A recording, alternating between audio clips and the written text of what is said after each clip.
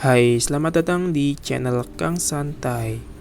Di video ini, saya akan melanjutkan pembahasan scene yang tidak ditayangkan pada Arifureta part kelima, yang mana akan melanjutkan mulai dari volume 3 chapter 2. Perlu digarisbawahi bahwa sumber informasi yang kudapat berasal dari light novel, namun sangat mungkin ada kesalahan karena terkadang aku salah menerjemahkan sebuah kata yang bisa berdampak pada informasi yang salah. Maka dari itu, jika ada kesalahan, silahkan tulis di kolom komentar di bawah. Oke, aku akan ambil dari perspektif light novel dulu. Jadi, Aiko ingin ikut Hajime karena dia ingin memastikan ucapan Hajime semalam terkait ada siswa yang ingin membunuhnya bukanlah sebuah kesalahpahaman, dan ingin mengetahui siapa siswa yang hendak membunuh Hajime. Alasan kedua adalah Aiko ingin sekalian mencari Shimizu yang menghilang. Sesampainya di gunung, mereka langsung berjalan menyusurinya karena nggak mungkin juga pakai mobil. Namun karena menanjak, hanya Hajime, Yue, dan Sia yang mampu terus berjalan. Rombongan Aiko kelelahan dan mereka menuju ke sungai untuk merilekskan diri. Di sini Hajime, Yue, dan Sia sempat flirting gitulah. Tapi nggak lama setelahnya, Ornis menangkap Citra barang-barang milik petualang seperti di anime dan mereka menuju ke lokasi itu. Masuk ke scene di mana Hajime melawan Tio. Hajime di sini nggak langsung menghabisi Tio meskipun sebenarnya dia mampu, karena dia ingin show off kekuatan miliknya kepada kelompok Aiko. Alasan Hajime memamerkan kekuatannya adalah karena dengan begitu, Aiko mungkin akan mengatakan kepada gereja suci, raja, atau bahkan mungkin Kouki bahwa dengan kekuatan Hajime yang sekarang, tidak ada yang dapat melawan Hajime, bahkan untuk seluruh negara sekalipun. Ini rasanya agak blunder gini ya, karena Hajime paling gak mau gereja suci tahu kekuatannya, tapi ini malah pamer. Dan kalau kita lihat di novel, ada kata blasphemous, yang kalau menurut Google Translate, definisinya seperti ini. Ya, silakan dipikirkan sendiri apa sebenarnya maksud dari Hajime. Oke, lanjut di saat Tio dengan wujud naga kena peristiwa pantat naga. Tio di sini bicara dengan normal, sedangkan di light novel Tio menggunakan sejenis telepati skala luas untuk berbicara. Di anime memang sepertinya nggak pernah ada scene yang menggunakan telepati. Scene ikan ini pun dianimasikan dengan si ikan berbicara secara normal. Sedangkan di light novel, dia menggunakan telepati untuk bicara pada Sia. Lanjut, di sini dikatakan bahwa ulah Shimizu yang menyebabkan monster muncul di gunung dan para petualang akhirnya pergi untuk menelusurinya. Jadi alurnya kira-kira kayak gini. Shimizu pergi ke gunung untuk mencari monster dan tanpa sengaja bertemu dengan iblis. Lalu si iblis memberi pasukan monster kepada Shimizu. Seperti yang diketahui dari episode 13, kalau iblis mendapatkan sihir kuno yang dapat mengendalikan monster. Dan karena semakin banyak monster yang berada di dalam kendali Shimizu, dalam artian para monster mulai bergerak, menyebabkan pasokan bahan makanan menurun karena tidak ada yang berani menuju gunung. Lalu guild mengutus petualang untuk menyelidiki dan berakhir pada will kudeta yang hilang. Oke, dengan begitu chapter 2 selesai dan sekarang masuk chapter 3. Chapter 3 dibuka dengan kelompok Kouki yang sedang berada di dalam labirin Orcus, lantai 78, dan di sini mereka melawan sekelompok golem yang bisa berubah wujud jadi manusia.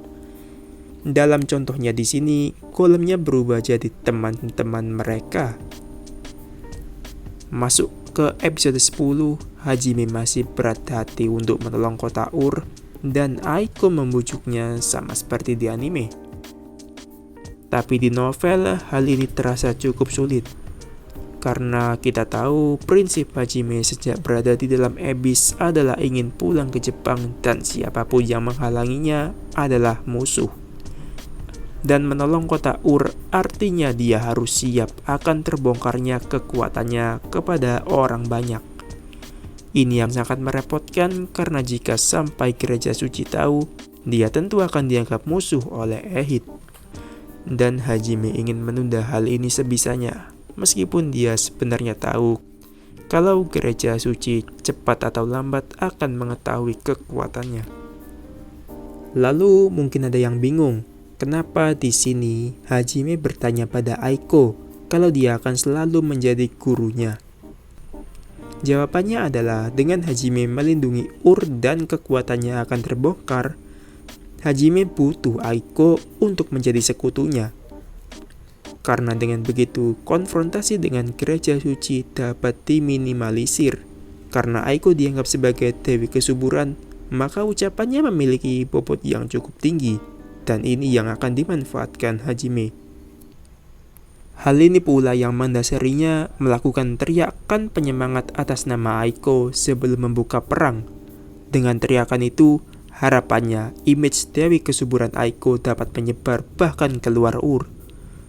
Alasan kedua dari teriakan tersebut adalah untuk mengecoh warga agar merasa bahwa Hajime adalah salah satu dari prajurit kaki tangan Dewi dan kekuatannya tidak menjadi sumber ketakutan maupun dipertanyakan. Scene pertarungan kurasa aman-aman aja, nggak ada yang perlu penjelasan. Sekarang masuk ke scene di mana Shimizu sudah tertangkap.